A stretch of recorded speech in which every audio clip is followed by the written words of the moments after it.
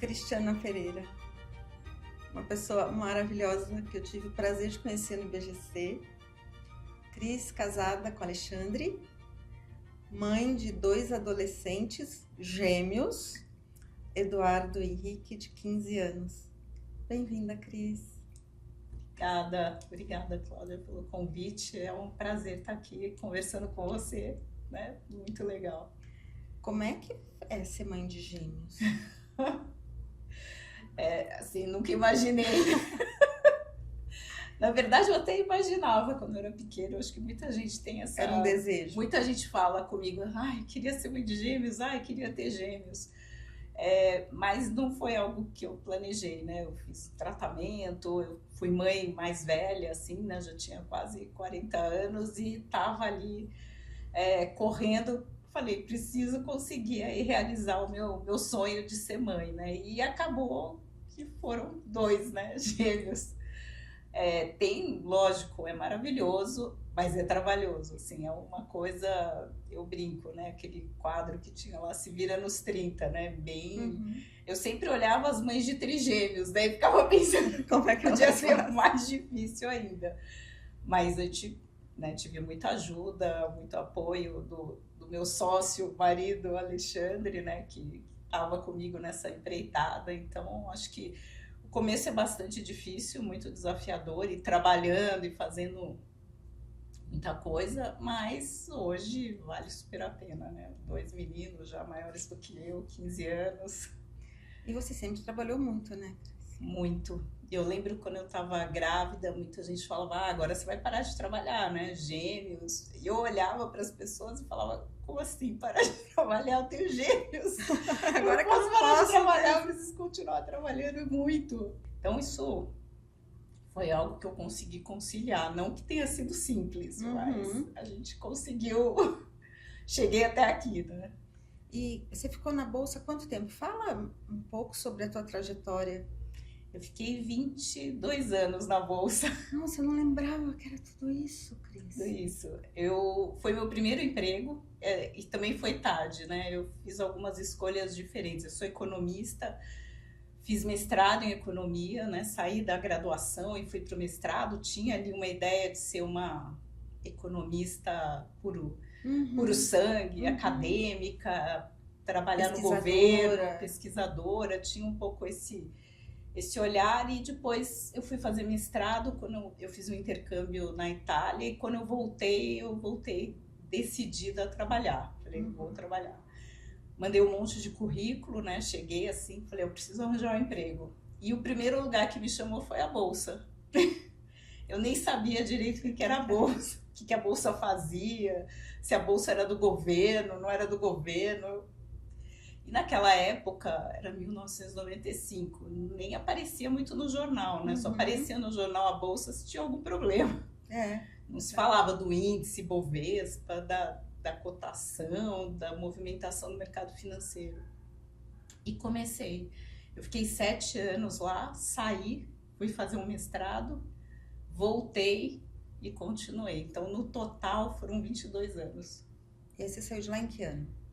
Em 2017, depois da segunda fusão, né? Eu participei da fusão BMF-Bovespa. Eu sempre falo que eu trabalhei na Bolsa, né? Porque eu comecei na Bovespa, fiquei na BMF-Bovespa, participei também da fusão com o CETIP, né? Que deu origem à B3. Aí, quando virou a B3, falei, já deu muita mudança, hora de eu mudar também, né? Então, acho que coincidiu aí com um ciclo de mudança do meu lado também. Então... E aí, você saiu da B3 e foi para onde? Então, eu saí da Bolsa decidida a fazer um sabático. Durou quanto tempo o sabático? Aí eu falei, né, com os meus pais, até falei, eu vou tirar um ano sabático, né? Todo mundo fala ano sabático, né? E a minha mãe assim, mas durou um pouquinho menos, né? Foram o quê? Uns 3 meses. Então, assim, foi um sabático de férias só, né? Porque eu saí, eu acho que em novembro, eu acho que eu anunciei que estava saindo em agosto, fiz uma transição, saí em novembro, em março a gente já começou a consultoria. Então, foi uma coisa meio rápida. Mas deu para fazer umas férias, viajar com a família. A Uhum. gente ficou acho que mais de um mês viajando, nunca tinha ficado um mês viajando na minha vida, então foi muito bom, assim. Mas a gente teve uma demanda, né? Eu tenho uma consultoria com duas sócias que também eram da bolsa, né? A gente trabalhava junto aí nessa. Eu fiz várias coisas diferentes na bolsa, né? Mas na minha última vida ali eu estava trabalhando com empresas, Uhum. tanto com as empresas listadas, novas empresas, serviços para essas empresas, buscando empresas para fazer IPO, era um pouco a minha rotina ali. E aí a gente abriu uma consultoria para trabalhar com essas empresas de uma maneira mais direta, né? Na bolsa a gente Uhum. acabava ficando um pouco distante, né? A gente não conseguia, a gente olhava, falava o que dava certo, o que não dava, apoiava consultores, apoiava, né, os escritórios de advocacia, auditores, bancos, mas a gente estava sempre ali num papel mais institucional, né? Então Uhum. acho que a ideia também de nós três era estar um pouco mais perto das empresas. Então a gente criou a consultoria.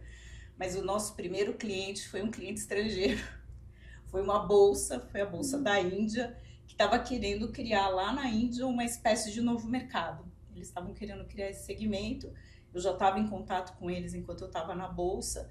Quando eu saí, eu passei, né, todos os contatos, fiz uma transição, mas eles pediram, você não continua falando com a gente? Eu falei, não, eu falo, eu adoro esse assunto, podemos falar, regra de governança, vamos continuar conversando. E aí ele falou, mas eu não quero favor, né, eu quero te contratar, então você precisa ter uma empresa, um CNPJ. CNPJ para chamar de seu. E aí começou a nossa consultoria com esse cliente, esse primeiro cliente aí de fora. E os comitês, os conselhos, em que momento que entraram na sua vida, Cris? Eu sempre interagi com os conselhos, né? Até eu fiz o curso de conselheiro do IBGC, eu ainda estava na bolsa e eu tinha muito, né? E eu acho que várias pessoas da minha equipe fizeram o curso de conselheiro porque a gente queria interagir com os conselheiros, né? A Uhum. gente em algum momento se identificou que o conselheiro independente era uma pessoa chave dentro das empresas para falar de financiamento, estrutura de capital, eventualmente até acesso a bolsas, né? Se fosse o caso em algum momento. Então a gente, né, eu acho que várias pessoas da Bolsa fizeram o curso de conselheiro muito para entender essa dinâmica, conhecer essas pessoas e interagir com eles, né? E foi muito positivo, acho que foi muito bom. E um pouco antes de eu sair da Bolsa, eu recebi meu primeiro convite para um conselho, que é um conselho que eu tô até hoje, já tô bastante longeva lá, que é o César, que é o Hum. Centro de Estudos Avançados do Recife, né? Uma empresa, é uma associação civil sem fins lucrativos lá no Porto Digital, em Recife. Referência, né? Eles são referência em tecnologia, inovação. E o presidente do conselho, na época, ele queria mudar, remodelar o conselho, remodelar a governança e queria que o César ficasse com uma governança, com uma estrutura, né, de administração, de gerenciamento muito mais com cara de empresa do que de associação, né? Ainda Uhum. que mantém essa estrutura, mas ele queria mais essa mentalidade, até porque o César presta serviço para várias empresas, tem uma outra dinâmica. Então ele, nesse contexto de reformular o conselho, ele me chamou e eu tô lá até hoje, né? Então foi a minha primeira posição de conselho, ainda quando eu estava na bolsa. Mas eu não tinha nenhuma pretensão assim de atuar em conselho naquele momento. Mas quando eu saí da bolsa, eu também fui fazer um outro curso de conselheiro, aí só para mulheres, Uhum. que também foi uma experiência ótima. E a partir dali eu comecei a me engajar mais nessa como que eu me posiciono, como que eu me estruturo para isso. E aí comecei a receber os primeiros convites, né? Assim, o primeiro convite até veio de uma pessoa que eu conhecia da época da bolsa, até porque me relacionava muito com investidores, com empresas. E o primeiro convite foi para ser do Conselho Fiscal do Bradesco, que era uma instituição enorme, né? Até achei uau, né? Começar numa empresa listada, com uma governança muito robusta, mas foi uma experiência muito interessante, assim, né? Entrar no mundo privado, né? Eu Uhum. mantive, né, a atuação no César. Então hoje eu combino a consultoria com os conselhos e com o IBGC, né? Que onde a gente se conheceu, onde eu dou aula e também sou voluntária em vários projetos.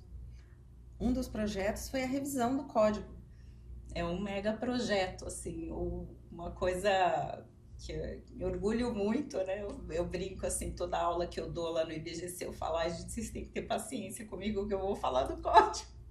Não interessa qual é o assunto, mas o código cabe em todos os cursos que tem no IBGC, né? Então, eu acho que foi um trabalho que eu gostei muito de fazer, foi um trabalho difícil, árduo, né? Eu tive que pedir para as minhas sócias um tempo, falei, eu vou ter que abandonar vocês para me dedicar aqui ao código. Acho que quando eu recebi o convite, fiquei super honrada, super feliz, né? E corri atrás de me organizar para ficar à altura aí do desafio, né? Então, eu vinha numa trajetória no IBGC de organizar os congressos. Então, acho que durante 3 anos e até durante a pandemia, que foi o congresso mais difícil de organizar, eu coordenava que a gente chamava de comissão do congresso, hoje é a curadoria do congresso, mas era justamente definir os temas. E aí chegou o momento, eu falei, gente, agora eu acho que é hora de mudar, de, né, fazer uma transição, trazer gente, né, outros olhares, outros pensamentos aqui para a discussão do congresso. E aí falou, então tá bom, então aí você cuida do código. Eu falei, como assim? Até achei que eles estavam brincando comigo no começo, né? A Valéria falou comigo, eu falei, tá bom. Eles falaram, não, é sério, vamos tocar. E, então, acabou o congresso, a gente já começou a organizar o trabalho do código, né? Então, a gente fez uma comissão, tinha eu no início, né? Depois a gente foi chamando as pessoas, junto com o time do IBGC, liderado lá pelo Luiz Marta, e a gente começou o trabalho, formar a comissão, e eu acho que nessa revisão teve uma fase muito interessante inicial, né? Antes até da gente se debruçar no conteúdo, o que ia estar escrito, teve uma discussão um pouco design thinking, assim, pensar o que é esse código, né? Para quem que ele serve, como que as pessoas enxergam o código, elas usam, não usam muito, não usam, né? Qual é a relação das pessoas com esse código?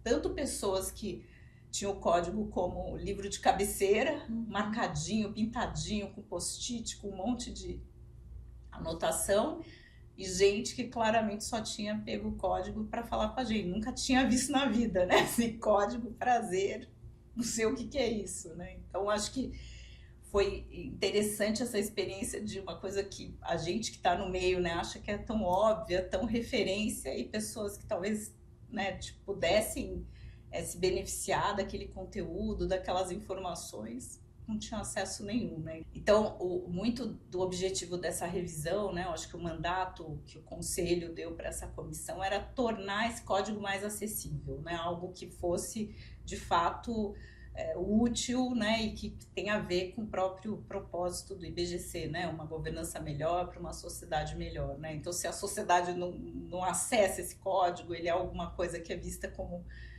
um texto muito jurídico, muito distante, né, isso vai afastar as pessoas, né? Então, além de ter um conteúdo atualizado, né, com uma conexão com o mundo, com o Brasil, ele também tinha que ser algo acessível. E o código está disponível no site? Está disponível no site em inglês, espanhol e português. E precisa ser associado para fazer download? Não. Não precisa. Só se cadastrar. Tem que fazer um cadastro, né? Se não tiver ainda o cadastro, mas é gratuito. E, aliás, recomendo para quem tiver interesse, tem o Portal do Conhecimento que tem... Nossa, é maravilhoso, gente. E já que a gente está gravando o podcast, eu também recomendo os podcasts. Eu adoro os podcasts. Também.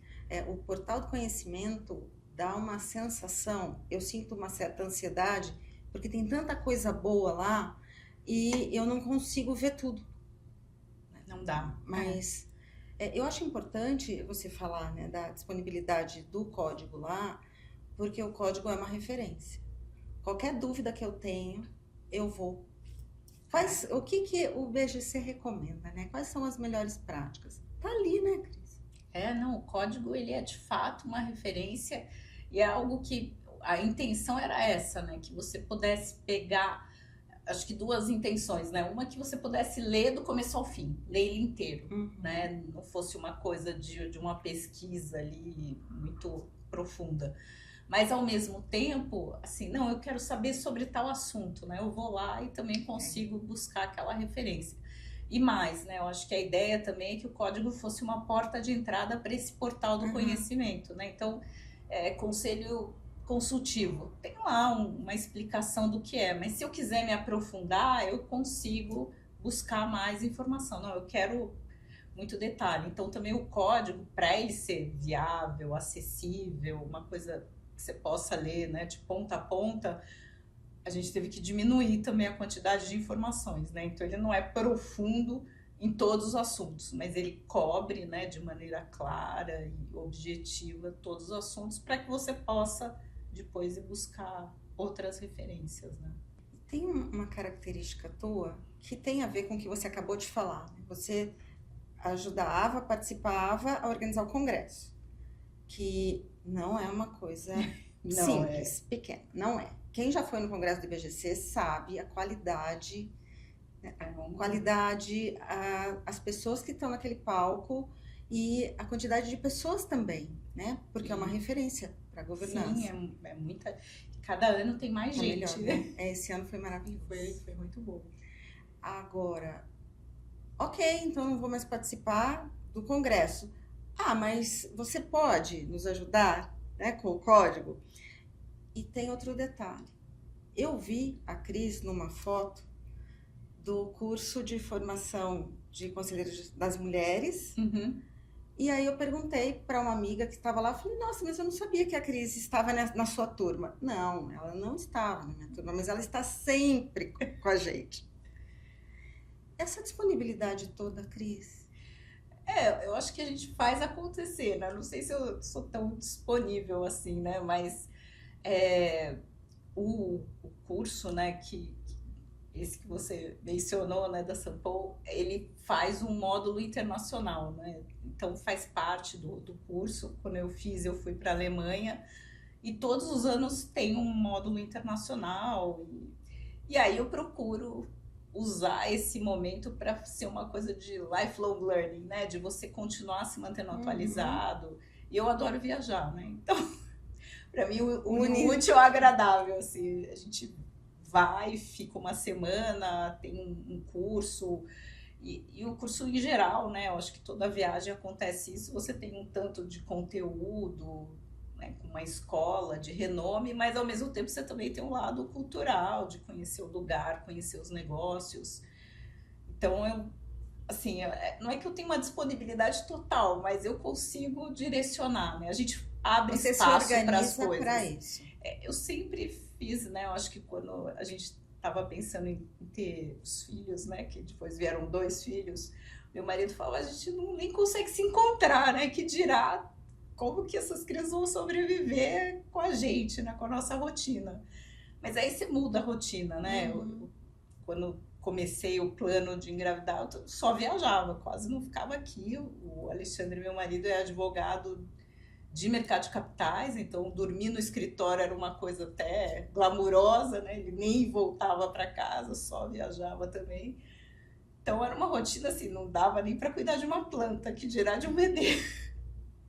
Mas aí a gente se ajustou, né? A gente mudou a nossa rotina, se reorganizou e fez isso. Então acho que muito da disponibilidade é você administrar, né? Então, como eu disse, alguns pratinhos vão cair, né? Mas você escolhe o que não pode cair, o que você tem que focar. Mas acho que é muito de escolha. E pode até ser coincidência, né, da gente estar em lugares, nos mesmos lugares.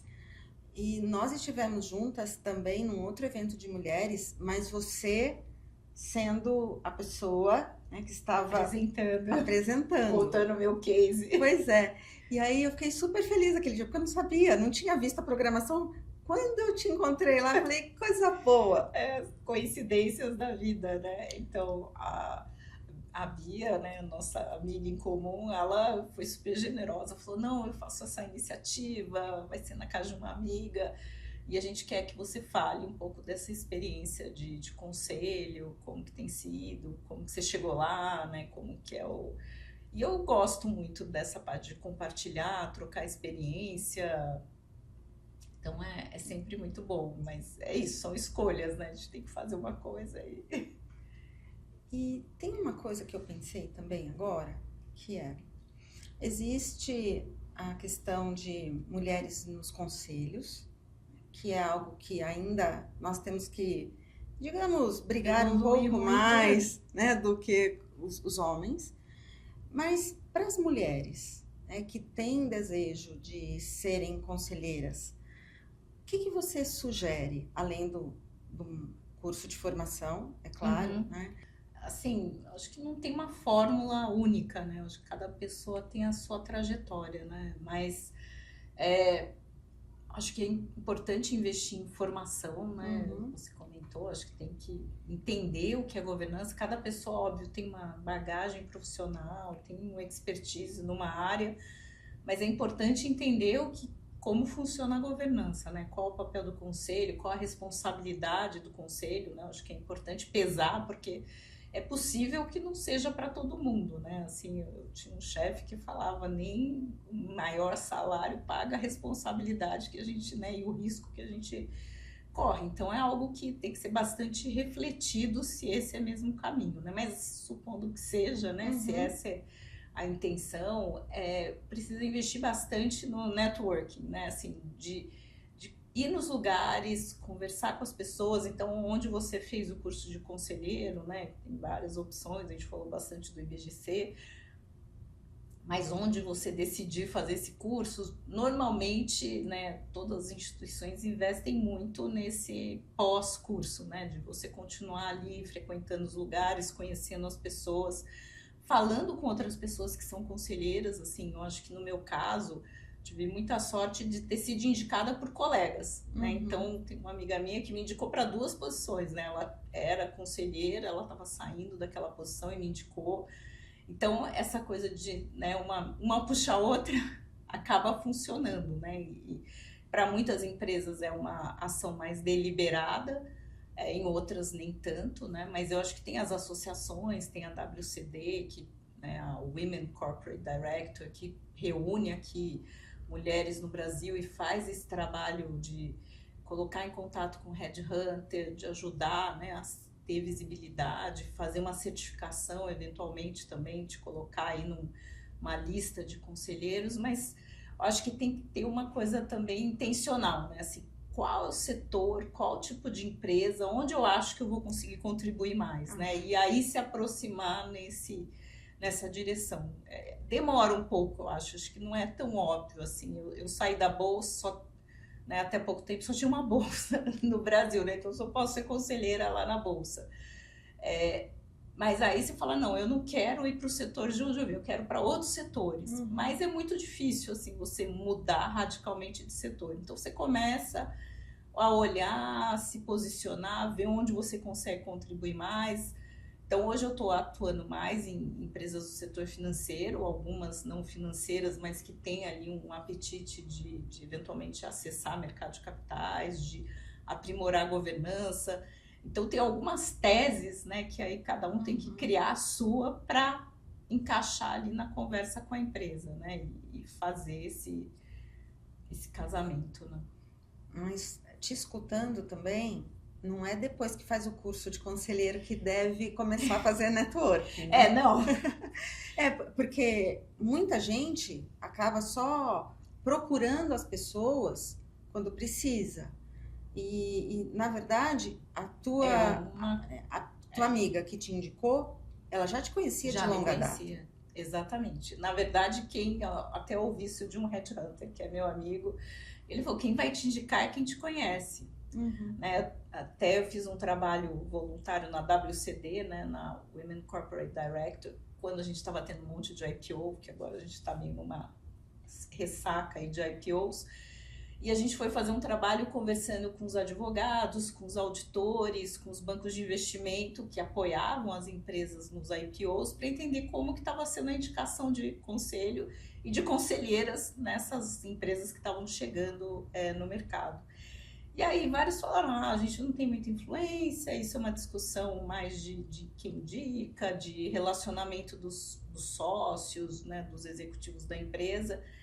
Mas a gente tinha um book ali com uma lista de nomes. uhum, E aí um dos advogados olhou e falou, mas eu conheço essa pessoa, eu não sabia que ela estava se posicionando para conselho.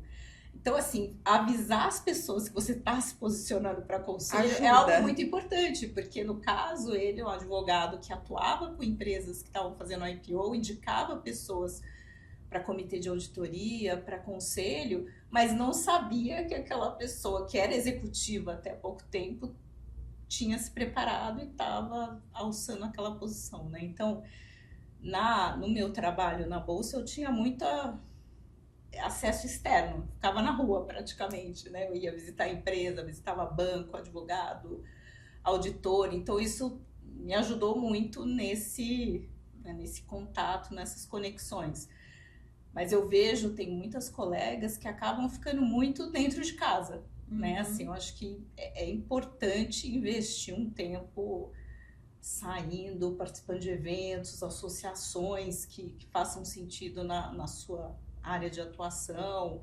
Então, eu sempre incentivo todas as mulheres que eu conheço a sair um pouco fora de casa, assim, né? Sair do seu escritório e bater um pouco de perna em restaurante, em eventos, participar dessas atividades, porque isso vai te conectar com pessoas. Pode ser que naquele momento, ok, né, não faça tanto sentido, mas em algum momento aquilo vai Não é uma vez ajudar só também, não né? é uma vez só. Que a pessoa vai conseguir estar em um evento uma vez. Bom, eu vou num evento de mulheres em conselho e lá vão. Não. Você vai vai em outro, conhece uma pessoa, aí reencontra aquela pessoa, aí uma conversa puxa a outra. E isso vai te ajudando também a formar essa ideia, né? Assim, do que eu quero, onde eu quero atuar, como que eu quero atuar. Então, não tem mágica, né? não tem mágica, é muito esforço. Te escutando, eu percebo as escolhas que você fez. E escolhas conscientes. Fala um pouco sobre essas escolhas e aonde elas te trouxeram. Eu acho que é legal você perguntar disso, porque eu acho que durante muito tempo eu achava que tudo na minha vida era meio acaso, né? Assim, tive sorte. E eu acho que tem uma frase que todo mundo fala assim, a sorte só aparece para quem está preparado, né? Então, eu acho que tem um pouco dessa sequência de escolhas que não necessariamente você sabe onde elas vão te levar, né? Eu acho que você tem um objetivo desde a escolha da faculdade, né? Assim, eu quero ser economista. Não sabia exatamente o que eu ia ser, mas eu sabia que aquele era um caminho, né? Então, ainda que você vá mudando depois, e aí você vai somando essas experiências, e vai construindo esse mosaico que é individual, né? O único, não todo mundo que fez economia acabou do mesmo jeito, né? Então, é uma sequência de ações. E se você escolher bem, se dedicar àquilo que você escolheu, né? Se aprofundar aquilo vai render frutos, né? Então, eu acredito muito nisso. Então, cada trabalho que eu faço, cada lugar que eu tento, né, me entregar, mergulhar, fazer as escolhas, né? Abrir mão de algumas coisas. Eu tenho muita dificuldade de abrir mão, muita dificuldade de falar não. Mas a gente tem que aprender, né? A falar não, isso não vou conseguir, isso não... e vou escolhendo para ir construindo esse caminho, né? Que talvez eu tenha dificuldade de ver o sentido antes, né? Eu acho que depois a gente consegue entender como aquela construção aconteceu, né? Mas a cada decisão, acho que a gente tem que encarar de frente e mergulhar na decisão que a gente tomou, né? Porque mesmo o convite para o código, para a revisão do código, aconteceu tendo alguém que já tinha tido experiências anteriores, não é? E não é por acaso. Não, eu acho que pesaram duas coisas, né? Eu acho que o fato de eu já estar lá no IBGC trabalhando, né, na construção aí desses congressos, que também eram trabalhos bem desafiadores de articulação, de coordenação. A gente organizou no meio da pandemia, né? A gente estava com tudo pronto em março, né, de 2020, veio a pandemia e a gente ficou durante meses ali debatendo se ia fazer, não ia fazer, e foi o primeiro congresso totalmente online, né? Então acabou dando, como muita gente fez isso. Mas antes disso eu já tinha coordenado 2 revisões das regras do novo mercado da Bolsa, né? Então, como diretora da Bolsa, eu coordenei 2 vezes essas revisões, né? Uma, eu acho que foi... Eu me senti muito mal sucedida, né? Eu acho que teve muita rejeição, muita crítica, muitas propostas da Bolsa não foram aprovadas. Uma segunda, e se a gente for olhar objetivamente, também na segunda várias propostas não foram bem aprovadas, não foram aprovadas, mas ela ficou com um ar de uma revisão bem sucedida, né? Então, eu tive as 2 experiências, uma que não deu tão certo, uma que foi considerado um sucesso, ainda que sempre tenha coisas que vão, coisas que não vão. Então eu vinha com essa bagagem, né, de já ter feito essa articulação com o mercado, discutir regra por regra, norma por norma, conteúdo por conteúdo, alinhar interesses divergentes, né, fazer esse trabalho de costura, ouvir ou escutar muita gente, né, garantir que todos os sons e todas as vozes estejam ali representadas, né? Então acho que muito dessa bagagem me deu ali a experiência, né, e a possibilidade de receber o convite e de atender aquela demanda, né, que eu acho que foi muito bem sucedida. Foi mesmo. Olha, Cris, eu fico muito feliz por ter você na minha vida. Obrigada, eu também. E eu vejo sempre uma coerência, né? Todas as vezes que a gente se encontra, quando você está perto ou quando você está no palco, eu sempre vejo a Cris, sabe? Que é uma pessoa disponível, que é uma pessoa afetuosa, que tem muito conteúdo, muita experiência, mas que em momento nenhum usa isso para não ser educada ou para não ser tão legal ou de repente... Vai ficar com vergonha. Isso é verdade, Cris. Por isso que tanta gente gosta de você, não sou só eu, não.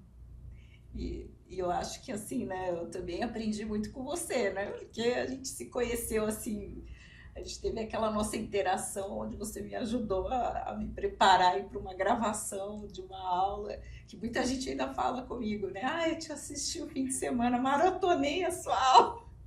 Eu acho muito engraçado, né, a pessoa chega e fala, você não me conhece, mas eu te conheço, porque eu assisti a sua aula online. É muito bacana isso, assim, um pouco estranho, assim, pra mim, mas eu acho divertido. Mas te agradeço muito. Agradeço. Obrigada. Obrigada.